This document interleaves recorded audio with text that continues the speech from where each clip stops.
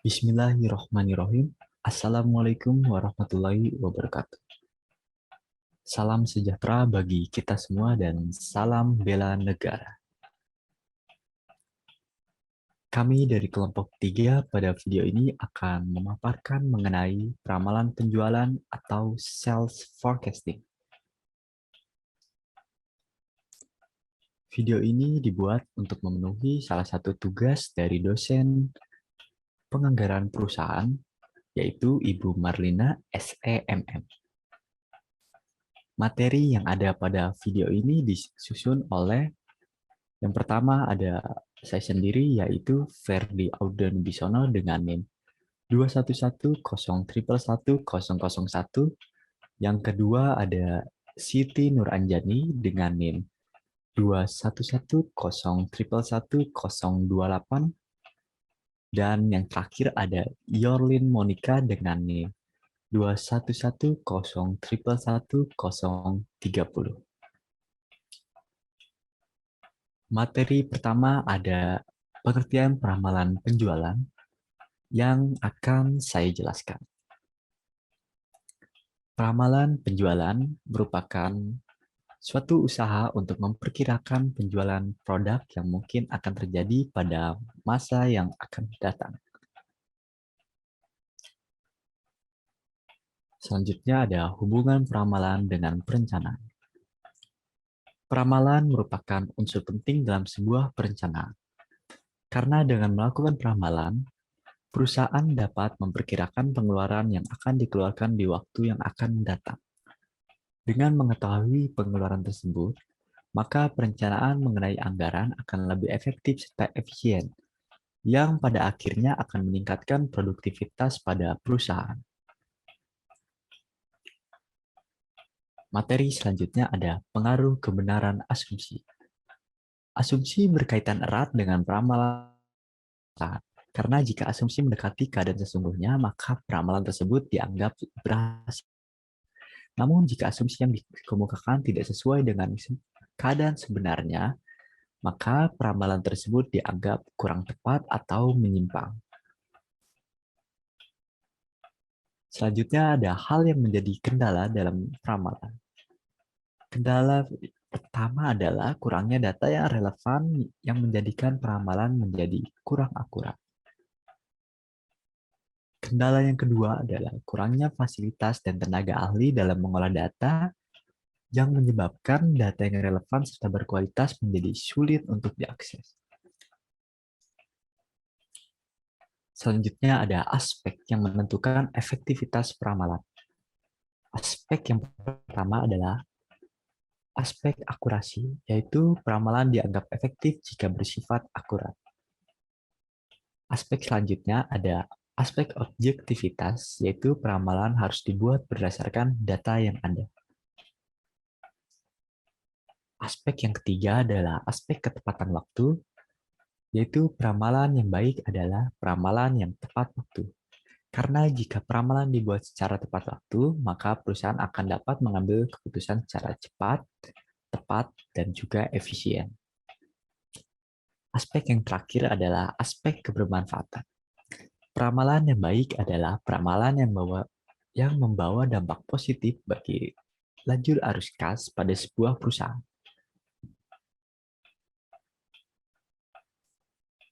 Selanjutnya ada studi kasus yang akan disampaikan oleh Yorlin Monica. Kepadanya saya persilahkan. Baik, terima kasih Ferdi. Selanjutnya saya akan membahas mengenai studi kasus dari PT Toyota.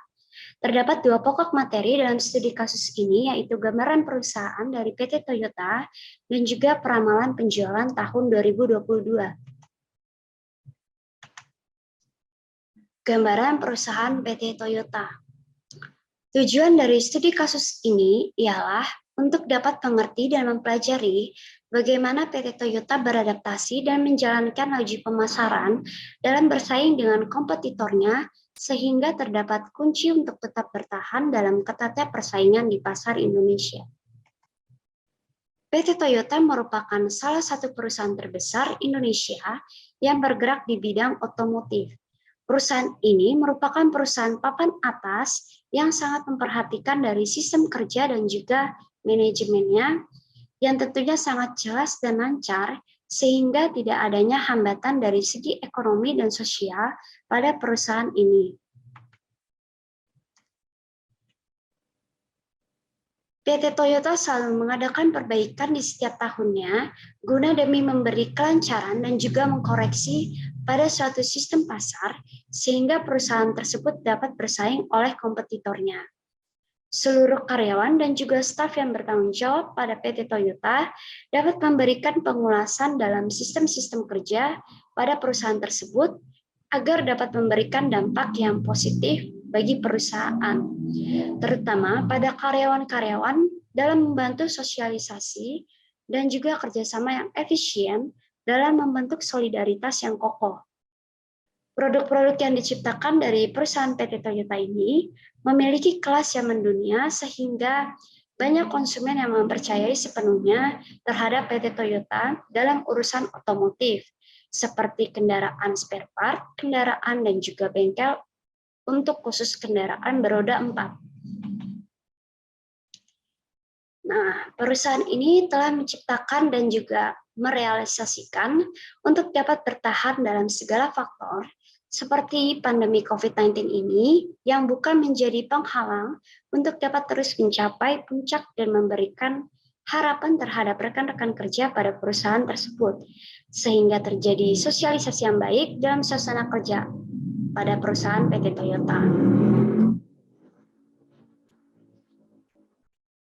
PT Toyota juga selalu mengikuti arus teknologi dan juga perkembangan guna dapat memberikan inovasi dan kreasi yang baru dalam strateginya untuk menarik daya minat pada konsumen dalam menggunakan produk-produk yang diciptakannya, serta menjamin bahwa produk yang mereka produksi sangat berkualitas sehingga banyak konsumen memiliki minat daya beli yang tinggi dalam menggunakan hasil dari produksi perusahaan PT Toyota. Tak lupa, PT Toyota juga selalu menerima masukan, feedback, dan juga keluhan atau kritik para konsumen ketika produk mengalami gangguan atau dirasa ketidaknyamanan saat digunakan. Baik, sekian dari saya. Pokok materi selanjutnya mengenai peramalan penjualan PT Toyota pada tahun 2022 akan disampaikan oleh rekan saya, yaitu Siti Nuranjani. Untuk Siti Nuranjani, dipersilakan. Baik, terima kasih Yurlin Monika. Selanjutnya, saya Siti Nuranjani akan membahas tentang peramalan penjualan PT Toyota pada tahun 2022. PT Toyota yang bergerak di bidang otomotif memiliki data penjualannya selama 6 tahun terakhir sebagai berikut. Tahun 2016, penjualannya sebesar 381.570 unit. Tahun 2017, penjualannya sebesar 371.332 unit. Tahun 2018, penjualannya sebesar 352.161 unit.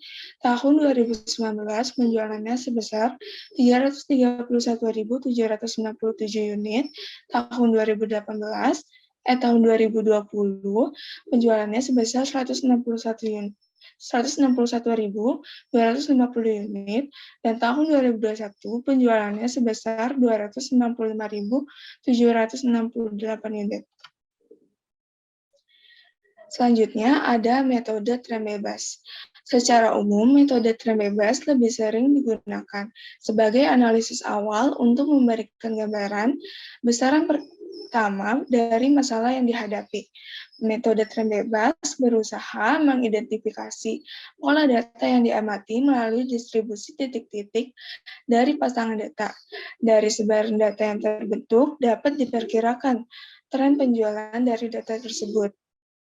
Misalnya, untuk data penjualan PT Toyota akan membuat distribusi titik dan menarik garis yang menghubungkan titik-titik dari pasangan pengamatan deskripsi tren penjualan yang diperoleh sebagai berikut.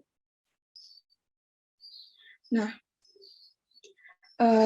dapat dilihat dari tabel PT Toyota Penjualan tahun dari 2016 sampai 2021 memiliki penurunan yang signifikan.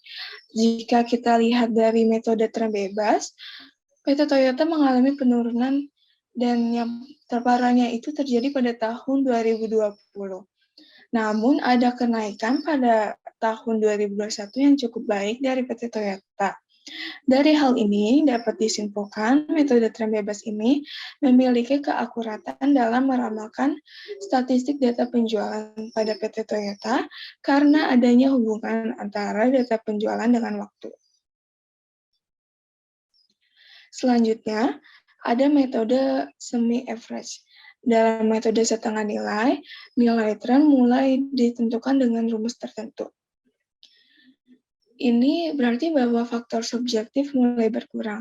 Metode tren semi-average dapat digunakan untuk tujuan peramalan dalam bentuk bersamaan seperti analisis regresi. Metode ini biasanya tersedia ketika tahunnya adalah tahun genap dan dapat dibagi menjadi dua kelompok dengan ukuran yang sama, atau bisa juga tahun ganjil tetapi jarang digunakan. Nah, metode semi-average memiliki mekanisme sebagai berikut, yaitu membagi data yang ada menjadi dua kelompok dengan jumlah yang sama. Untuk kasus penjualan PT Toyota, kelompok pertama adalah data penjualan tahun 2016, 2017, dan 2018. Kelompok kedua adalah data penjualan tahun 2019, tahun 2020, dan 2021. Dari kedua kelompok tersebut dicari nilai rata-ratanya. Nah, kelompok pertama itu totalnya sebesar 1.105.063. Sedangkan kelompok kedua totalnya itu sebesar 788.821. Nah, lalu kita mencari average-nya, di mana totalnya dibagi 3. Kelompok pertama rata-ratanya 368.354, lalu kelompok kedua rata-ratanya sebesar 262.940. Nah, karena ini genap, berarti memakai X-nya itu dari min 1, 0, 1, 2, 3, dan 4. Nah, A-nya kita udah bisa lihat dari rata-rata kelompok pertama, yaitu sebesar 368.354. Nah, untuk mencari B-nya, kita menggunakan rumus sigma X2 dikurang sigma X1 dibagi N, dan menghasilkan minus 35.138. Nah, proyeksi penjualan tahun 2022 yaitu sebesar 192.664 unit. Selanjutnya, ada metode trend moment. Metode trend moment ialah analisis yang digunakan untuk keperluan peramalan. Dengan membentuk persamaan, Y sama dengan A plus B. Seperti metode trend semi-average, untuk mengaplikasikannya, metode ini tidak memerlukan jumlah data yang sama. Ini berbeda dari metode trend semi rata-rata karena memberikan skor nilai X. Dalam hal ini, tentukan nilai X dari 0, 1, 2, 3, dan seterusnya. Seperti yang ditunjukkan pada tabel berikut ini. Nah, ini datanya masih sama ya seperti kasus penjualan PT Toyota. Nah, Y-nya itu totalnya sebesar 1.893.884. Nah, X-nya itu dimulai dari 0, 1, 2, 3, 4, dan 5, dan total X-nya itu 15. Lalu X-nya, berarti X dikali Y-nya itu, totalnya itu sebesar 4.194.909. Lalu ini sebenarnya X kuadrat ya. Nah, X kuadratnya itu totalnya 55. Dalam mencari koefisien A dan B, digunakan persamaan sigma Y sama dengan N dikali A ditambah B dikali sigma X. Terus yang kedua itu sigma X-nya sama dengan A dikali sigma X ditambah B dikali sigma X kuadrat. Nah, selanjutnya kita mencari A dan B-nya, persamaan A dan B-nya itu menggunakan metode eliminasi dan substitusi. Nah, tadi kan udah dimasukkan ke rumus, lalu persamaan menjadi seperti ini. Nah, kemudian kita persamaan pertama itu dikali 2,5, sedangkan persamaan yang kedua itu dikali 1, dan karena kita ingin menghilangkan, mengeliminasi 15A. Nah, berarti dapat dilihat bahwa B-nya itu sebesar 308.045,77. Nah, sedangkan metode substitusinya itu kita masukkan ke B-nya ini, masukkan ke persamaan pertama. Dan hasilnya itu A-nya itu sebesar 392.761,75. Nah, berarti forecast penjualan tahun 2022 sebanyak 207.687,13 unit. Selanjutnya, ada metode trend least square. Metode trend least square merupakan metode yang lebih objektif dan sederhana karena menggunakan ekspresi yang sederhana. Data kuadrat terkecil dibagi menjadi 2 kelompok, yaitu untuk data yang jumlahnya genap, maka skor nilai X-nya adalah min 5, min 3, min 1, 1, 3, dan 5. Sedangkan ganjil, maka skor nilai X-nya adalah min 2, min 1, 0, 1, 2. Nah, berdasarkan data penjualan PT Toyota, hasil perhitungan dengan teknik least square adalah sebagai berikut. Nah, Y-nya itu totalnya sebesar 1.893.884. Lalu karena ini genap, berarti kita pakai X-nya min 5, min 3, min 1, 1, 3, 5. Dan total X-nya itu 0. Selanjutnya itu total X-nya sebesar min 1.779.602. Lalu ini X kuadratnya itu totalnya sebesar 70. Nah, dalam mencari koefisien A dan B digunakan persamaan A sama dengan sigma Y dibagi N. Lalu untuk koefisien B, sigma XY dibagi sigma X kuadrat. Nah, bisa dilihat ya, tadi kalau misalkan kita masukkan ke rumus, berarti A-nya itu sebesar 315.647,33. Sedangkan koefisien B-nya itu sebesar minus 15.422. Berarti forecast penjualan tahun 2022 yaitu sebesar 223.109,99 unit. Nah, kita dapat menarik kesimpulan yaitu peramalan penjualan merupakan suatu usaha untuk memperkirakan penjualan produk yang mungkin akan terjadi pada masa yang akan datang. Peramalan yang dilakukan tidak akan mutlak selalu sesuai prediksi, tetapi peramalan memungkinkan perusahaan untuk memperkirakan biaya yang mungkin akan dikeluarkan di masa depan. Dalam melakukan peramalan, seringkali terdapat kendala yang menghambat proses peramalan. Salah satunya seperti kurangnya data yang relevan. Secara umum, metode peramalan terdiri dari 2 jenis, yaitu metode kualitatif dan metode kuantitatif, yang masing-masing metodenya dipecah menjadi beberapa bagian. Peramalan penjualan yang baik adalah peramalan yang dapat berdampak positif pada arus kas perusahaan dan disusun secara efektif, dan proses produksi pun dapat berjalan secara efisien.